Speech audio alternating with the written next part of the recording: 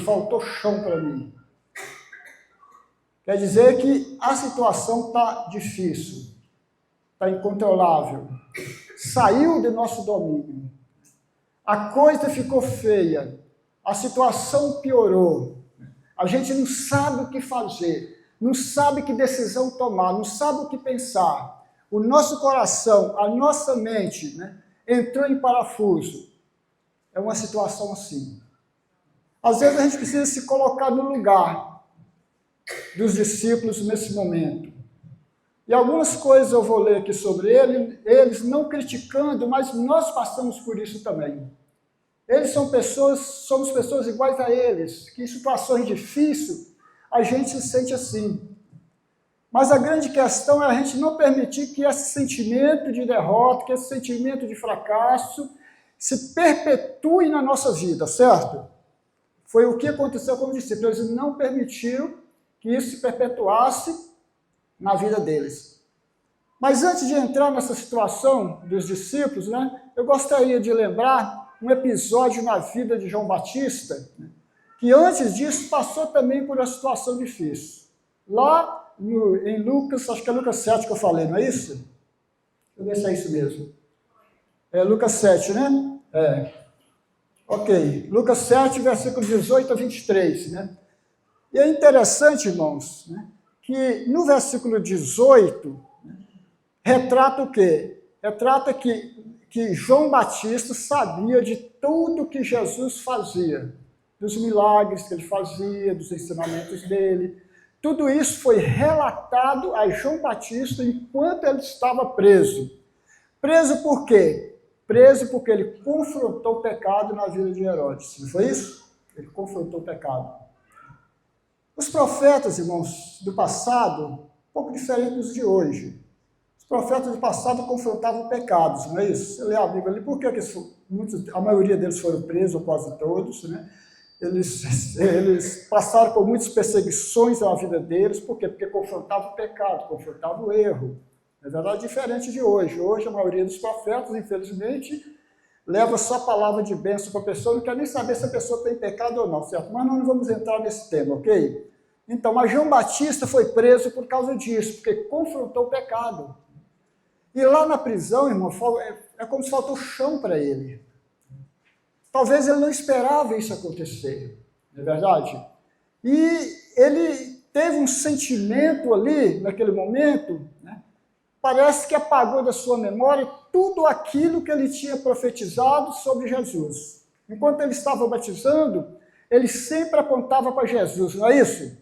Eis o Cordeiro de Deus que tira o pecado do mundo. Quando Jesus foi para ser batizado, Senhor, eu que preciso ser batizado por ti, o Senhor vem a mim. Que ele cresça, que eu diminua. Então as palavras dele, mas quando ele passou por uma situação difícil, gerou dúvida no coração dele. E nesse texto você vai ver, João Batista chama 2 dos seus discípulos e manda perguntar a Jesus, o Senhor é mesmo o Messias? Ou havemos de esperar outro? Muitas vezes, irmãos, na nossa vida, quando passamos por situações difíceis, dúvidas geram no nosso coração. Sentimento de incerteza toma conta do nosso coração, porque nós somos seres humanos, nós somos seres frágeis. E às vezes essas situações difíceis, essas circunstâncias difíceis, essas tempestades que vêm sobre nós, realmente tiram o nosso chão. Na verdade, isso aconteceu com João Batista. Nós sabemos muito bem que, naquela época, eles esperavam o Messias o quê? O Messias que viesse tirar o poder de Roma, que viesse libertar Israel politicamente, do domínio romano que eles estavam vivendo. Talvez na mente de João Batista ainda tinha um pouco disso, enquanto ele estava na prisão, porque ele conhecia Jesus, ele ouviu falar dos milagres, mas ele mandou perguntar, você é mesmo o Messias? E até mesmo porque quando João Batista foi preso, a palavra de Deus diz que Jesus se retirou para Galileia. Ou seja, não foi visitar ele. Talvez ele esperava que Jesus fosse alguém que fosse lutar por uma soltura dele naquele momento. Mas isso não estava dentro dos propósitos de Deus. Naquele momento que João Batista foi preso, estava encerrando o ministério dele nessa terra, estava iniciando o ministério de Jesus. Amém? Então, por isso, João Batista teve esse sentimento. Mas Jesus não deixou João Batista sem resposta. O grande ponto, irmãos, importante nisso aí, é que quando nós estamos passando por situações difíceis, nós temos que nos voltar para aquele que pode nos socorrer. Nós temos que nos voltar para aquele que pode nos dar uma palavra de ânimo. Nós temos que nos voltar para aquele que pode nos redirecionar ao ministério, nos redirecionar ao chamado. Esse é Jesus que pode fazer isso. João Batista, ele não ficou para si com todas aquelas situações que ele estava passando.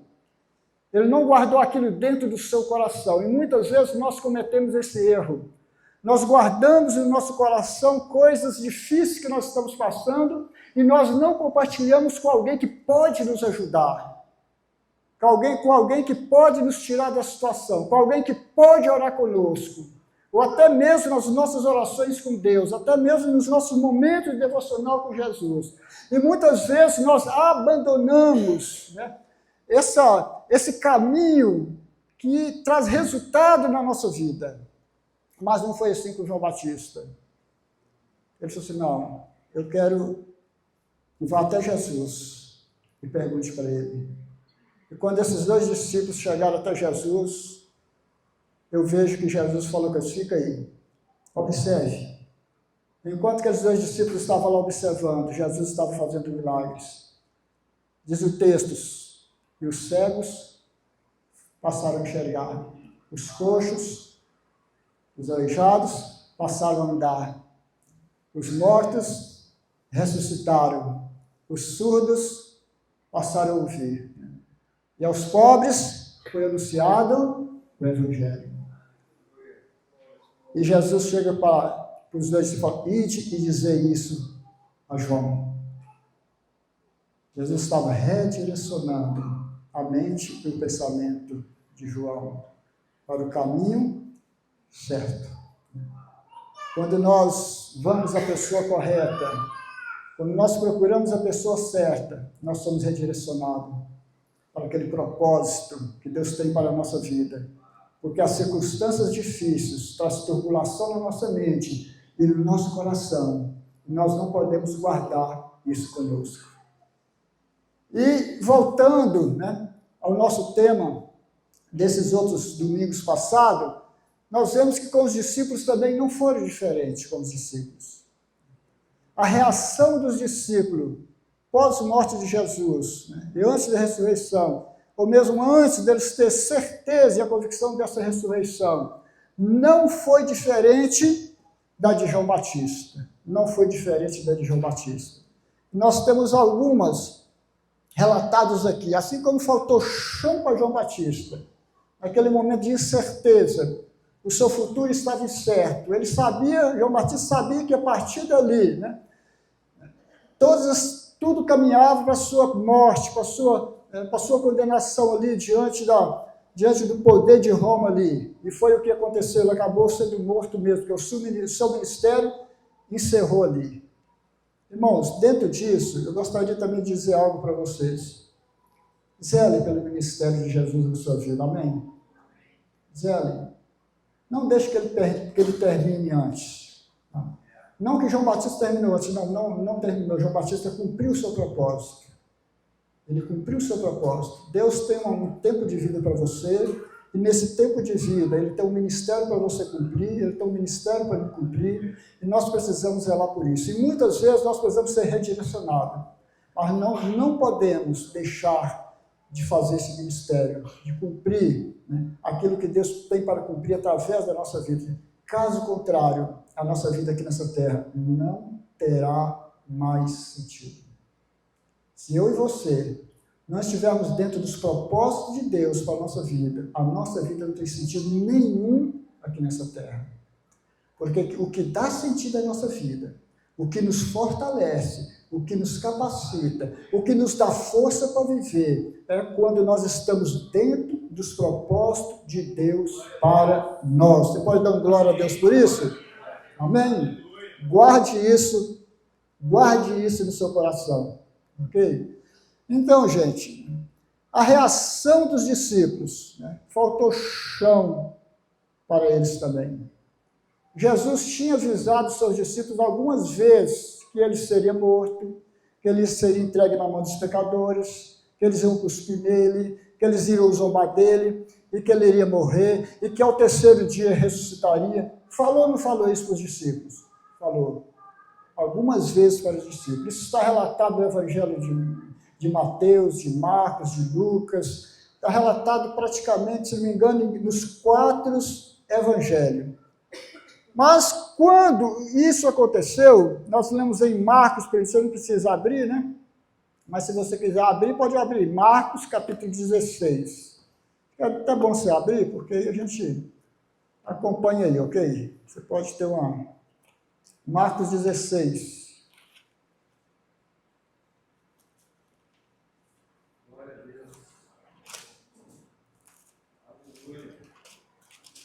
Marcos 16, versículo 10.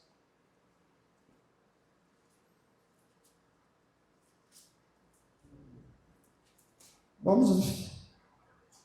Versículo 10, isso. Os primeiros versículos relatam as mulheres, Maria Madalena, né? E Maria, mãe de Tiago, e outras mulheres, né? Marcos relata essas duas, mas outros textos relatam também outras mulheres, junto com elas, que foram até o sepulcro de Jesus, e chegou lá, elas não encontraram, elas tiveram a convicção de que Jesus tinha ressuscitado, ok? No versículo 10 de Marcos 16, diz assim, e partindo ela, né, foi anunciá-los àqueles que, tendo sido companheiros de Jesus, se achavam o quê? Tristes e choravam. Tá? Olha a situação dos discípulos, se acharam tristes e choravam. Porque na mente e no coração deles, aquilo não era uma vitória, a morte de Jesus ainda. Não era. Eles não se lembravam do que Jesus tinha dito. Eles não guardaram no coração que Jesus ressuscitaria. Eles não estavam na expectativa, né, de que Jesus voltaria à vida. Não estava isso no coração deles. Eles estavam tristes e chorando. A gente aprende, irmãos, algumas coisas aqui. E nós precisamos guardar a palavra de Deus no nosso coração. Amém? É importante a gente guardar no nosso coração tudo aquilo que Jesus tem nos ensinados. Porque, às vezes, em algumas situações da nossa vida, nós poderíamos passar melhor se nós lembrássemos. Mas, por não guardar, às vezes a nossa situação seja um pouco pior em algumas circunstâncias da nossa vida. O salmista fala isso, não fala? Salmo 119, versículo 107, né? Não, 107 não é outro. Guardei a tua palavra no meu, para não pecar contra ti. Então é importante, guarda no coração a palavra de Deus. Guarda a palavra de Jesus no seu coração. Guarda os mandamentos de Deus no seu coração. Porque nas situações difíceis, você vai levar, opa, a palavra diz assim. Isso vai te dar força para você vencer. Então eles se encontravam tristes e chorando, no versículo 10. No versículo 11, diz o seguinte, versículo 11. Estes, ouvindo que ele vivia, que fora visto por ela, não acreditaram. Não acreditaram, não lembraram. Houve um apagão na mente deles, e eles não lembraram daquilo que Jesus tinha falado com eles. Ok? Versículo 13. Vamos lá, versículo 13. E indo eles, o anunciaram aos demais, mas também a estes dois eles não deram crédito. Esses dois, aqueles que estavam caminhando de Emaús, né? Que lá iam caminhando, Jesus apareceu no meio deles, vocês conhecem a história. E Jesus ali começou a falar com eles sobre as profecias dos profetas, do Velho Testamento todo, a respeito dele, né? E só depois que Jesus sentou à mesa com ele, que partiu o pão, aí veio a memória deles. Esse é Jesus. E eles ficaram tão alegres, esses dois discípulos, eles chegaram de noite em Emaús, né? Eles ficaram tão alegres que eles voltaram na mesma hora, com muita alegria no coração, para contar para os discípulos, né, que eles tinham visto Jesus. E quando eles chegaram e contaram, receberam aquele balde de água fria. Os discípulos não acreditaram neles. Gente, isso nos mostra como é que é nosso coração. Vamos trazer isso para nós. Quantas evidências, quantas testemunhas, quantos relatos eles receberam, e mesmo assim eles não acreditaram. Quantas vezes nós precisamos ouvir a palavra de Deus? Quantas vezes nós precisamos ser ensinados? Quantas vezes nós precisamos ser exortados? Quantas vezes nós precisamos ser redirecionados? E muitas vezes somos assim também, não ouvimos, não aceitamos. A vida continua a mesma. Termina o culto, termina o ensinamento, termina o peixe, vamos para casa e às vezes continuamos a mesma vida que tínhamos antes. Aquilo que foi falado, aquilo que foi ministrado, às vezes não trouxe impacto no nosso coração. A gente precisa pensar nisso. A gente precisa analisar isso na nossa vida. Porque a nossa vida depende disso. E agora no versículo 14 desse mesmo texto, algo interessante. Jesus então aparece para eles, no versículo 14. Finalmente, diz a palavra de Deus, apareceu Jesus aos 11, quando estavam à mesa, e censurou-lhes a incredulidade e dureza de coração. Diga comigo, misericórdia. Censurou-lhes a incredulidade e dureza do coração. Diga para a pessoa do seu lado, que no seu coração não exista incredulidade ou dureza. Irmãos, às vezes pode até não existir incredulidade. Às vezes nós até cremos. Às vezes nós até acreditamos. Às vezes nós temos até certeza de tudo isso. Mas por que Jesus falou, censurou a incredulidade e a dureza? Porque às vezes aquilo que nós acreditamos, que nós cremos, não traz impacto ainda na nossa vida. O coração está duro. Às vezes nós temos até convicção de tudo que Jesus tem falado para nós. Às vezes nós até falamos isso, decoramos isso, às vezes até gravado na nossa mente, tudo aquilo que Jesus ensinou, tudo aquilo que Ele falou para nós, mas não trouxe impacto na nossa vida, não impactou o nosso coração, não gerou mudança em nós. Foi isso que aconteceu com os discípulos. Eles ouviram, eles sabiam, mas não trouxe impacto na vida deles. No momento em que mais precisava de impactar a vida deles, não trouxe impacto. Interessante, irmãos, a gente observar nesse texto tudo isso, o quê? As mulheres. Eu só não tiro o chapéu para as mulheres porque eu não uso chapéu. Mas as mulheres fizeram a diferença. Eu não ouvi um glória a Deus das mulheres aqui. Né? Amém? Elas ouviram. Elas chegaram lá e Jesus não estava lá. Ele tinha ressuscitado. O anjo chegou para elas e falou, por que você procura aquele que morreu, aquele que está vivo entre os mortos? Elas acreditaram, elas voltaram. Elas foram anunciar aos discípulos. Elas foram as primeiras a levar essa mensagem. Por que as mulheres foram as primeiras a levar a mensagem? Por quê, irmãos? Porque as mulheres têm um coração mais quebrantado para Deus do que os homens. É verdade ou não é? Olha quantos homens tem aqui e quantas mulheres tem aqui. Aposto com você que tem mais mulher que homem aqui. Verdade ou não é? É mais, porque as mulheres têm um coração mais quebrantado para Deus. Em todos os testemunhos que as mulheres deu para os discípulos, eles não acreditaram. Eles não creram. Eles continuaram do mesmo jeitinho que eles estavam antes. tristes e chorando. E Jesus chega para eles agora e condena isso na vida deles, a incredulidade e dureza de coração. Por quê? Porque não deram crédito aos que tinham visto já ressuscitado. Não acreditou naqueles que tinham visto.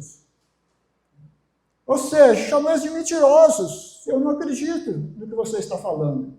Eu não acredito no que você está dizendo. E assim estavam os discípulos. Em Lucas, capítulo 24, se você caminhar para frente, logo depois de Marcos é Lucas.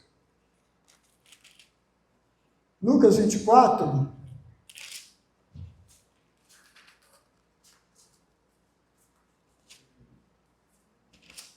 O que você acha aqui? Vou beber. Opa, eu estava com saudade desse negócio aqui, viu? Eu estava vendo que só vinha para Diego, para mim não. O Diego estava pregando, tinha, e eu não tinha. Mas hoje tem. Ó, tá filmando aí? Vou beber um pouquinho, viu?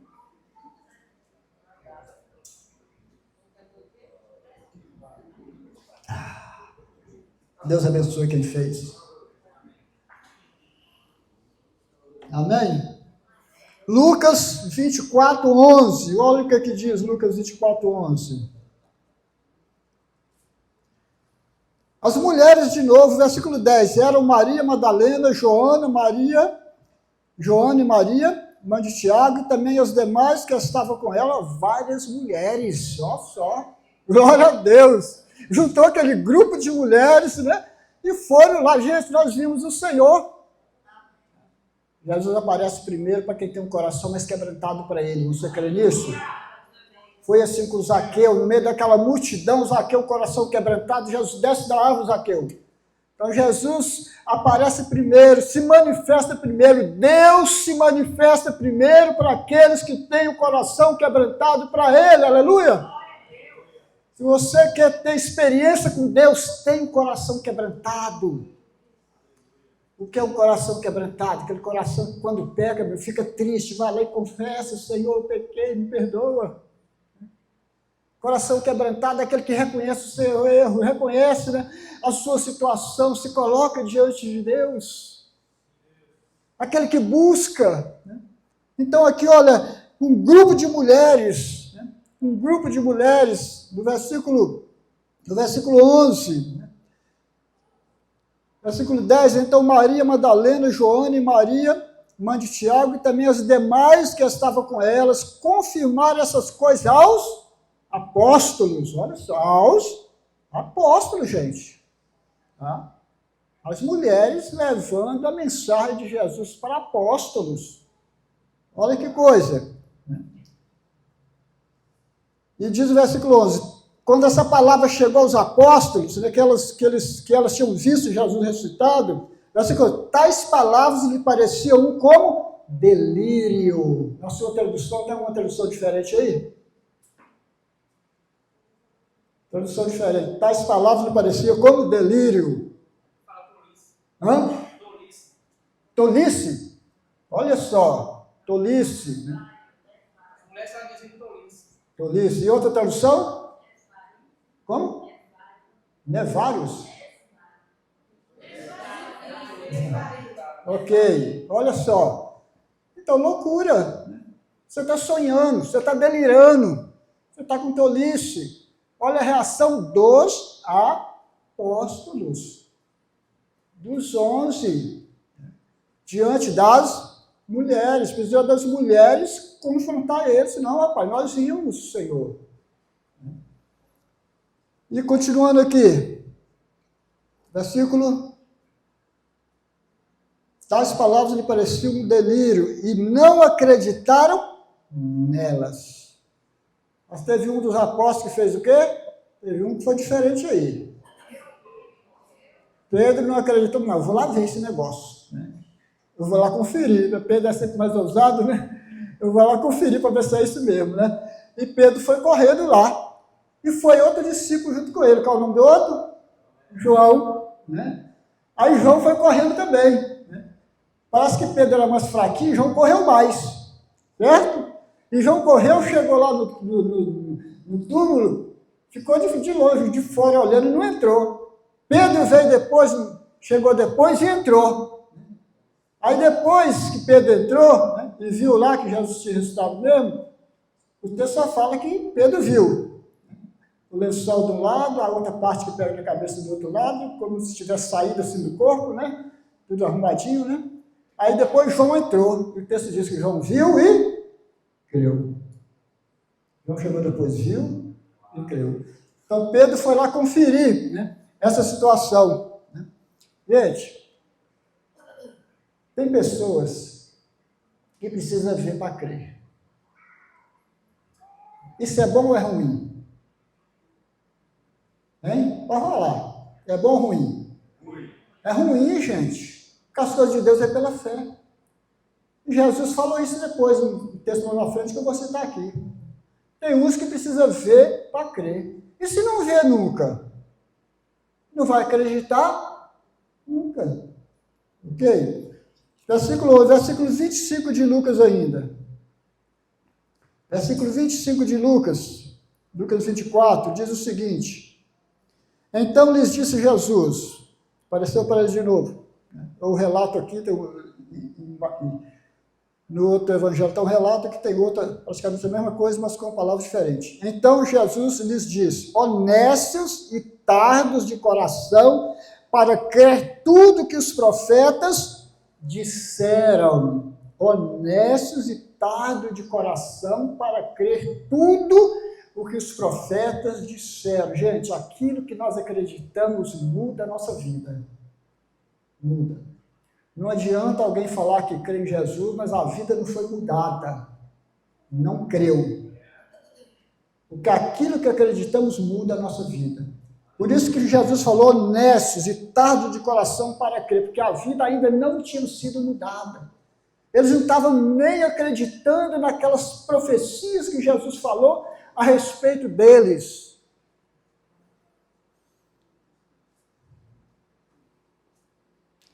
Jesus falou com os apóstolos, porque eles tinham apenas o Velho Testamento. Os profetas, né, eles tinham o Pentateuco, que eram os 5 livros da lei de Moisés, mas nós temos a palavra de Deus completa.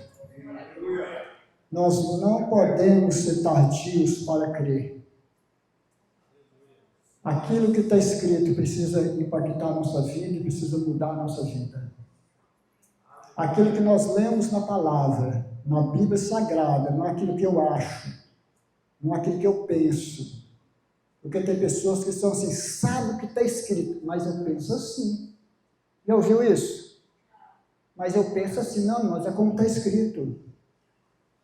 Jesus falou que nós temos que acreditar no que está escrito. Por quê? Porque o que está escrito é que muda a nossa vida.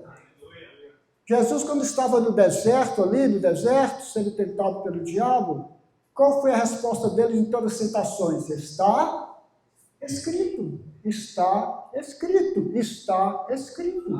Nós precisamos ter consciência do que está escrito. Nós precisamos saber o que está escrito. E nós precisamos permitir que aquilo que está escrito venha impactar e mudar a nossa vida. Não podemos ter o nosso coração duro com relação a essas coisas. De forma nenhuma. Vou virar aqui meu esboço, pequenininho hoje. Gente, pensa numa luta. Preparar mensagem não é fácil, viu? Não é. Eu fiquei várias horas, todo dia, preparei, depois tive que propagar isso tudo, não é isso aqui, isso, entendeu? E faltava um dia para eu pregar, eu falei, postar essas coisas aqui no papel pronto. Eu não sei se vocês enfrentam essa dúvida, gente, mas eu enfrento. Passei quase uma semana pondo o notebook, nem trouxe para cá, depois veio aquele sentimento, não é isso, eu vou deletar logo esse trem tudo. E ficou isso aqui só, vou pôr só os textos aqui então, aí Deus vai... Porque quando essas coisas acontecem, porque Deus, eu vou te dar lá, não adianta. Entendeu? Quando isso acontece. Então, a gente que é pregador, você que prega a palavra, você tem que estar atento por isso. Né? Tem coisa que Deus vai te dar na hora aqui, que não tem jeito, anota só os textos, porque a gente às vezes não lembra de tudo, não lembra dos textos, não lembra de tal, vamos lá, esquece. Ok? Né? Vamos concluir essa palavra então, gente. O que mudou a vida desses 12? O que pode mudar também a nossa vida? Então, nós vamos lá para o Evangelho de João. Evangelho de João, capítulo 21. João 21. Opa, 7:10. Oh, glória. João 21.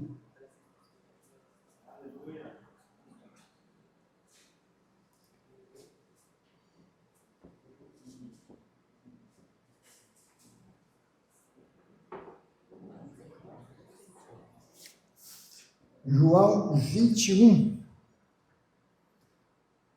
versículo 1 a 17, mas eu não vou ler tudo, ok? Aqui Jesus aparece aos discípulos, certo? Jesus aparece aos discípulos, versículo 1 diz, depois disso, tornou Jesus a manifestar a seus discípulos, a quantas vezes ele se manifestou. Jesus nunca te abandona. Jesus nunca te abandona. Jesus nunca desiste de você e nem de mim. Ele sempre vai estar direcionando a nossa vida. Mas tem que chegar uma hora que a gente tem que tomar vergonha na cara, viu? Não é verdade? Tem que chegar uma hora que a gente tem que tomar vergonha na cara.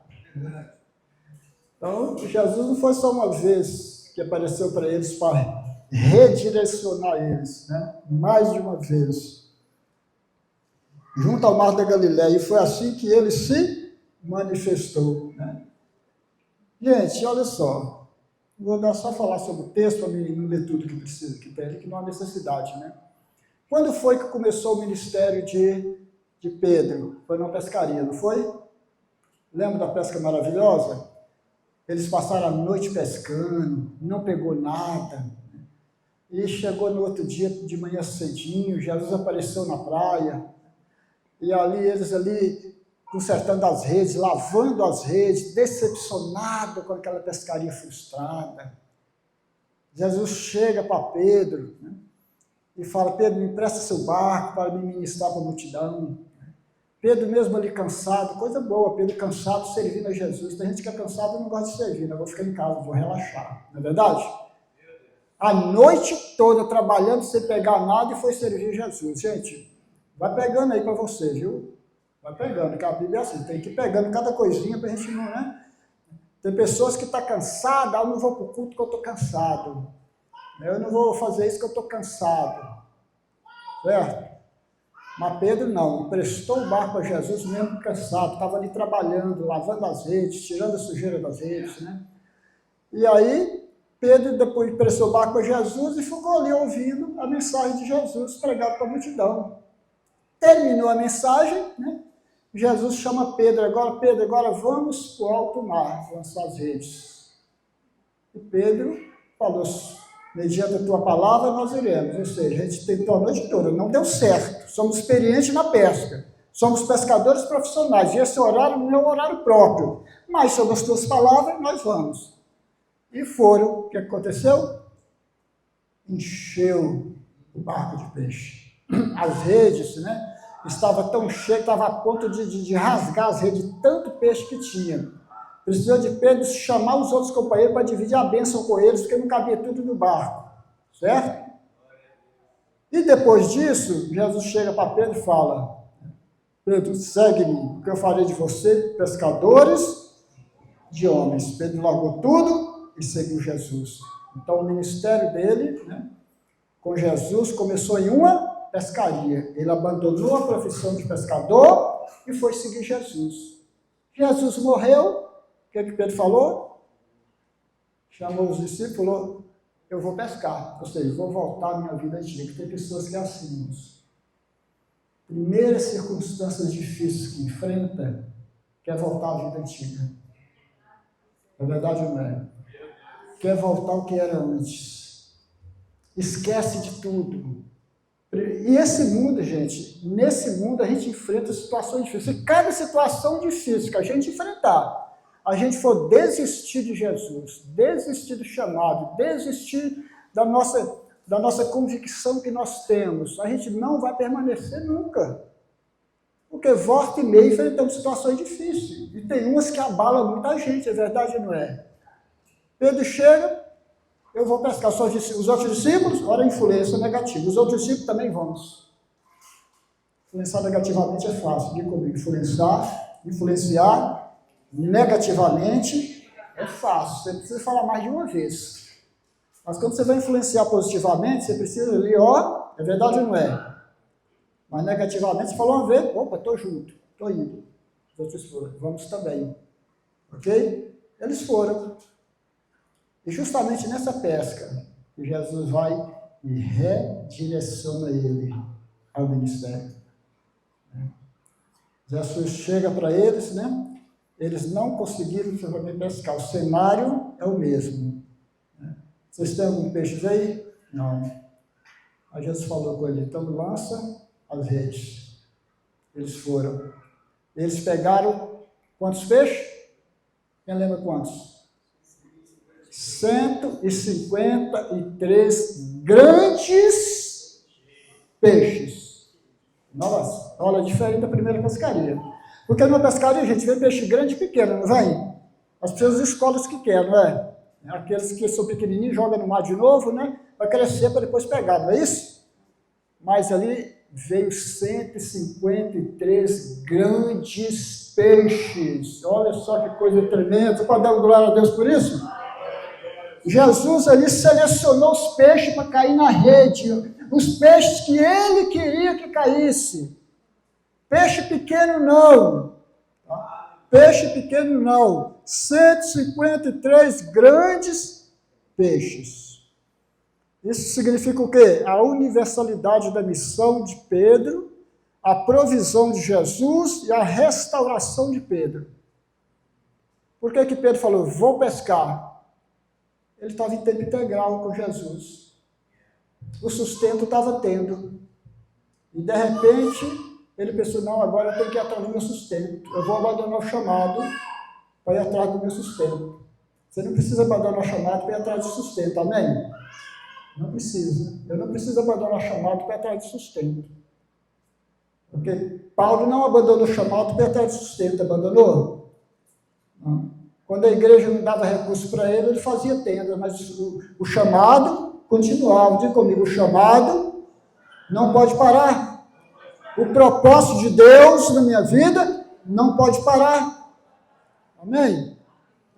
Então, esses 53 grandes peixes significa o chamado de Jesus é para todos os povos. Pedro, seu chamado é grande, Pedro. O seu chamado é para todos os povos, é para peixe grande. Você vai alcançar muita gente, Pedro.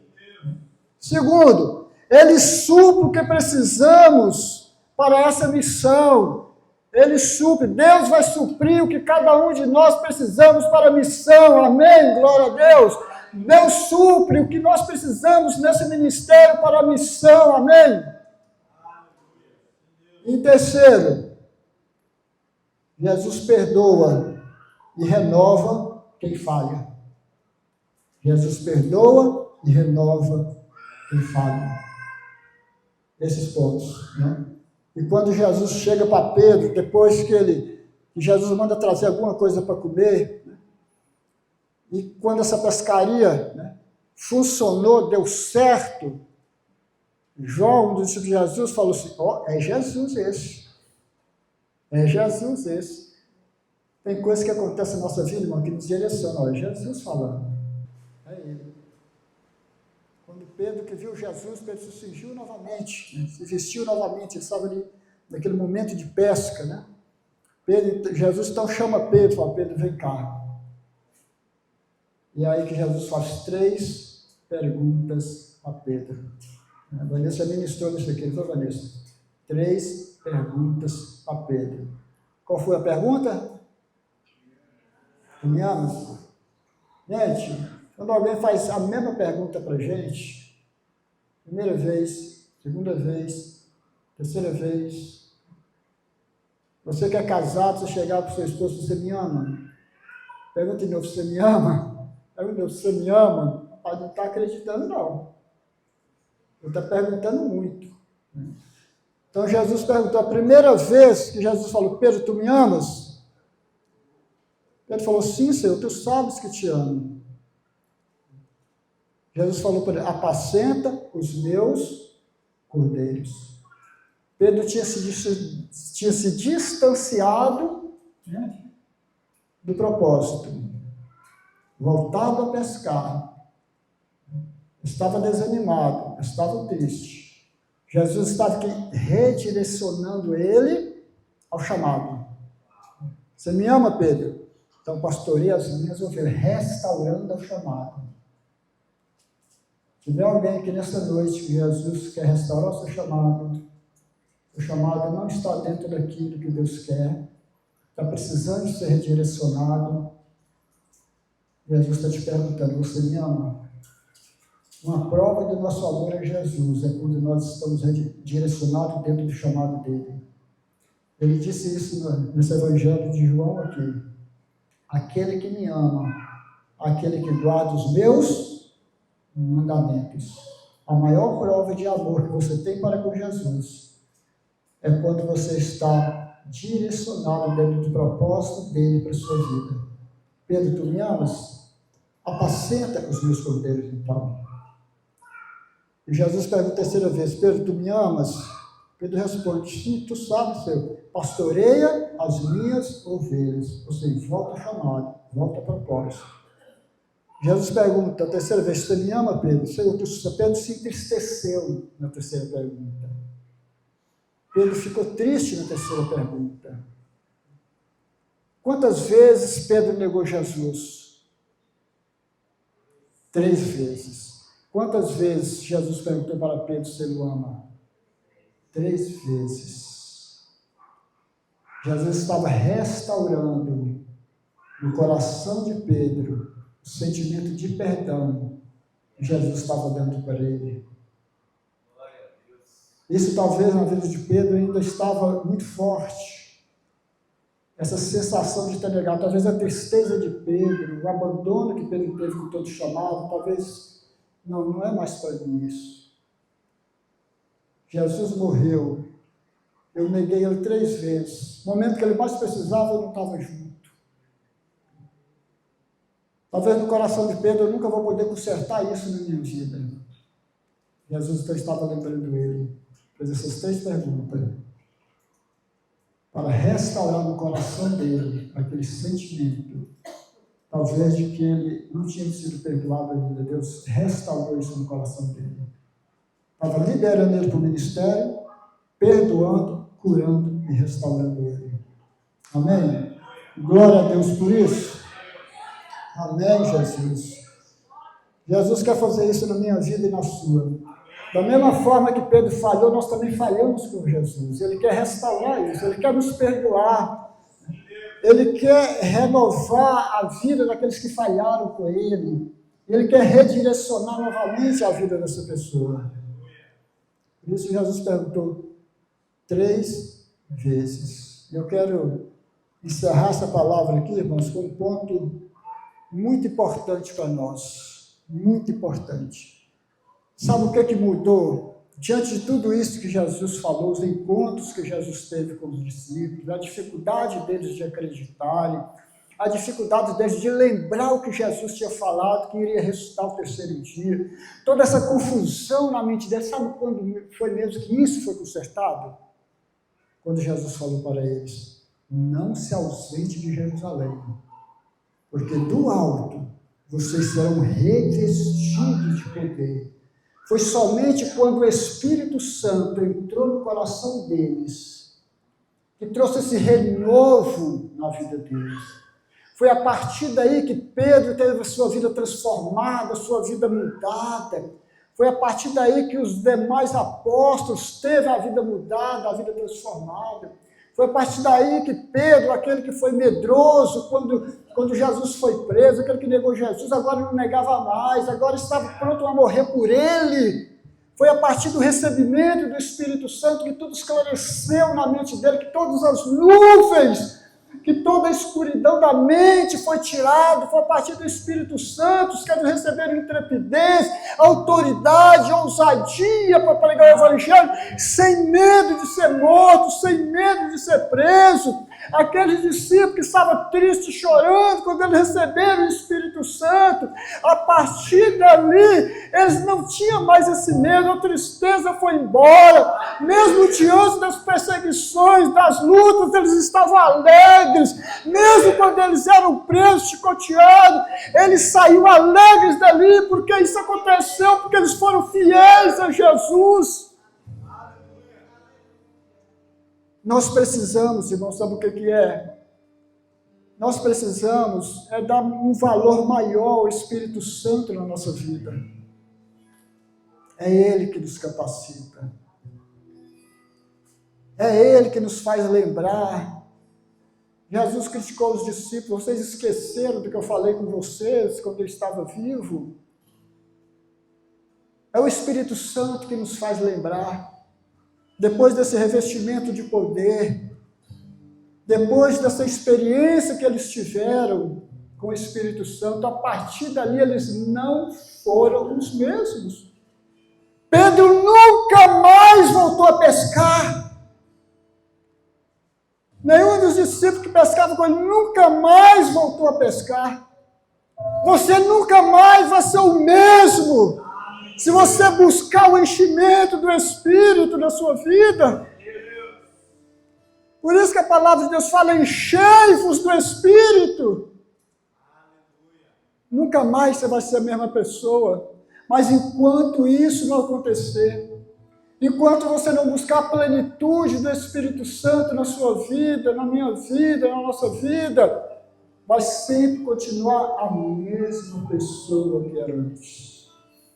Desculpa a palavra, nem fede e nem cheira. Verdade ou não é? Aquela pessoa que nem fede e nem cheira.